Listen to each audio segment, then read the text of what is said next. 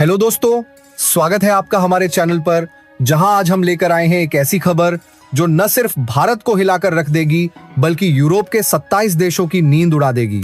जी हां, भारत ने अब यूरोपीय देशों के खिलाफ एक ऐसी जंग छेड़ दी है जिसकी गूंज पूरी दुनिया में सुनाई दे रही है। ये जंग है ट्रेड वॉर की, ये जंग है भारत की आत्मनिर्भरता की, और ये जंग है अपने सबसे पुराने दोस्त रूस के लिए। लेकिन सवाल यह है कि आखिर यूरोप ने भारत के खिलाफ इतना बड़ा कदम क्यों उठाया? इसके पीछे अमेरिका की क्या साजिश है और पीएम नरेंद्र मोदी का वो मास्टर स्ट्रोक क्या है जिसने यूरोप और अमेरिका को बैकफुट पर ला दिया? इस वीडियो में हम हर सवाल का जवाब डिटेल में देंगे, हर तथ्य को खोलकर बताएंगे और वो सारी सच्चाई आपके सामने लाएंगे जो शायद आपको हैरान कर देगी। तो वीडियो को आखिरी तक देखना, लाइक, शेयर और कमेंट करना न भूलें। और अगर आप हमारे चैनल पर पहली बार आए हैं तो देशभक्ति की इस जंग में शामिल होने के लिए चैनल को सब्सक्राइब करें और बेल आइकन जरूर दबाएं। चलिए अब शुरू करते हैं और इस पूरी कहानी को शुरुआत से समझते हैं। सबसे पहले बात करते हैं कि आखिर ये पूरा मामला क्या है।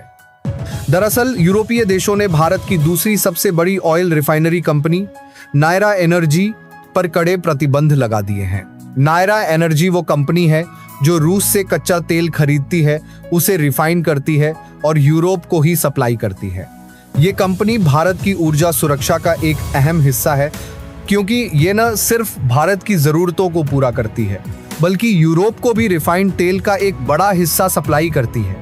लेकिन यूरोप को भारत और रूस की ये दोस्ती बिल्कुल बर्दाश्त नहीं हुई। यूरोप ने साफ कह दिया कि वो नायरा एनर्जी से तेल नहीं खरीदेगा, क्योंकि ये तेल रूस से आता है और रूस उनका दुश्मन है। लेकिन दोस्तों, ये तो सिर्फ कहानी का एक हिस्सा है। असली साजिश इससे कहीं गहरी है। तो आइए अब इस साजिश की परतें खोलते हैं। यूरोप का ये कदम सिर्फ नायरा एनर्जी पर हमला नहीं है, बल्कि ये भारत की आर्थिक ताकत और रूस के साथ उसके रणनीतिक रिश्तों को कमजोर करने की कोशिश है।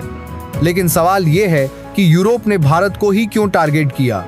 इसके लिए हमें रूस यूक्रेन जंग को समझना होगा। पिछले कुछ सालों से रूस और यूक्रेन के बीच चल रही जंग ने पूरी दुनिया का ध्यान खींचा हुआ है। यूक्रेन इस जंग में भारी नुकसान झेल रहा है। उनके पास हथियारों की कमी है, उनके एयर डिफेंस सिस्टम्स की मिसाइलें खत्म हो रही हैं और उनकी सेना अब कमजोर पड़ रही है। यूक्रेन के राष्ट्रपति वोलोदिमिर जेलेंस्की बार बार अमेरिका और यूरोप से मदद की गुहार लगा रहे हैं। लेकिन यहाँ कहानी में एक बड़ा ट्विस्ट आता है। जब से अमेरिका में डोनाल्ड ट्रंप की सरकार बनी है, उन्होंने यूक्रेन को दी जाने वाली सैन्य मदद को पूरी तरह से रोक दिया है। हाल ही में यूरोपीय यूनियन की एक हाई लेवल मीटिंग में ट्रंप ने साफ कह दिया कि अब अमेरिका यूक्रेन को हथियारों की सप्लाई नहीं करेगा। ये जिम्मेदारी अब यूरोप को उठानी होगी। लेकिन यूरोप के पास न तो इतने संसाधन हैं और न ही वो रूस के खिलाफ सीधे टकराव में जाना चाहता है। तो यूरोप ने क्या किया? अमेरिका के दबाव में आकर यूरोप ने भारत को टारगेट करने का फैसला किया। यूरोप जानता है कि भारत रूस का सबसे बड़ा तेल खरीदार है। अगर भारत पर दबाव डाला जाए तो रूस की अर्थव्यवस्था पर भी चोट पहुंचेगी। और यहीं से शुरू होती है असली साजिश। दोस्तों, यूरोप के इस कदम के पीछे अमेरिका का दबाव साफ दिखाई देता है। लेकिन मजे की बात यह है कि अमेरिका खुद रूस से तेल खरीदने में कोई गुरेज नहीं करता। अगर अमेरिका रूस से तेल खरीदकर उसे रिफाइन करके यूरोप को बेचे तो यूरोप को कोई दिक्कत नहीं होती। लेकिन जब भारत वही काम करता है तो यूरोप को भारत पर प्रतिबंध लगाने में कोई हिचक नहीं होती। ये दोहरा रवैया साफ दिखाता है कि ये प्रतिबंध भारत की आर्थिक ताकत को कमजोर करने और रूस को अलग थलग करने की एक सोची समझी रणनीति है। लेकिन भारत वो देश नहीं है जो चुपचाप ये सब सहन कर ले। अब बात करते हैं भारत के उस मास्टर स्ट्रोक की जिसने यूरोप और अमेरिका को हिलाकर रख दिया है। हमारे प्रधानमंत्री नरेंद्र मोदी जी 25 जुलाई को यूके और मालदीव की 4 दिन की यात्रा पर जा रहे हैं। ये यात्रा सिर्फ एक कूटनीतिक दौरा नहीं है, बल्कि भारत की ताकत का एक ऐसा प्रदर्शन है जो यूरोप को सोचने पर मजबूर कर देगा। इस यात्रा के दौरान कई बड़े धमाके होने वाले हैं। सबसे पहले भारत और यूके के बीच एक फ्री ट्रेड एग्रीमेंट FTA पर हस्ताक्षर होने की पूरी उम्मीद है। ये समझौता भारत की अर्थव्यवस्था को और मजबूत करेगा, क्योंकि ये न सिर्फ व्यापार को बढ़ाएगा बल्कि भारत को यूरोप के बाजारों में और गहरी पैठ बनाने का मौका देगा।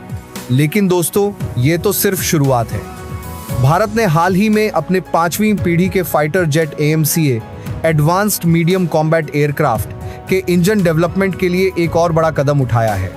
भारत ने ब्रिटेन को पूरी तरह से नजरअंदाज करते हुए फ्रांस के साथ $8 बिलियन की डील साइन की है। ये डील ब्रिटेन के लिए किसी बड़े झटके से कम नहीं है, क्योंकि ब्रिटेन इस प्रोजेक्ट का हिस्सा बनना चाहता था, लेकिन भारत ने साफ कर दिया कि वो अपने रणनीतिक हितों को पहले रखेगा। ये डील न सिर्फ भारत की सैन्य ताकत को बढ़ाएगी, बल्कि यूरोप को ये भी दिखाएगी कि भारत किसी के दबाव में झुकने वाला नहीं है। लेकिन दोस्तों, ये जंग सिर्फ भारत की नहीं है। भारत का सबसे पुराना दोस्त रूस भी इस जंग में उसके साथ कंधे से कंधा मिलाकर खड़ा है। रूस की सबसे बड़ी तेल कंपनी रोजनेफ्ट ने यूरोप के इन प्रतिबंधों को गैरकानूनी और अनुचित बताया है। रोजनेफ्ट ने एक बयान में साफ कर दारे इन बराली दोजनेफ्ट ने यूरोप के दोजनेफ्ट ने इस जंग में बरात की समदार आरे इस बरा समली कहा कि यूरोप की ये कार्रवाई न सिर्फ भारत की ऊर्जा सुरक्षा पर हमला है, बल्कि पूरी दुनिया में अपनी दादागिरी दिखाने की कोशिश है। रोजनेफ्ट ने यह भी कहा कि यूरोप के प्रतिबंध भारत की नायरा एनर्जी को नुकसान पहुंचाने के लिए नहीं, बल्कि रूस की अर्थव्यवस्था को कमजोर करने के लिए लगाए गए हैं। लेकिन रूस ने साफ कर दिया कि वो भारत के साथ मिलकर यूरोप का मुकाबला करेगा। इतना ही नहीं, रूस ने एक और बड़ा कदम उठाया है। हाल ही में खबर आई है कि रूस के राष्ट्रपति व्लादिमीर पुतिन यूक्रेन के साथ शांति वार्ता के लिए तैयार हो गए हैं। यूक्रेन ने हाल ही में एक नया पीस टॉक ऑफर भेजा है, जिसमें जेलेंस्की ने पुतिन के साथ आमने सामने बातचीत की मांग की है। मॉस्को टाइम्स की एक रिपोर्ट के मुताबिक रूस ने इस ऑफर को स्वीकार कर लिया है, लेकिन अपनी शर्तों पर। पुतिन ने साफ कहा है कि वो शांति वार्ता के लिए तैयार हैं, लेकिन रूस के लक्ष्यों को हासिल करना उनकी पहली प्राथमिकता है। अब सवाल यह है कि क्या पुतिन और जेलेंस्की आमने सामने बैठकर इस जंग को खत्म कर पाएंगे?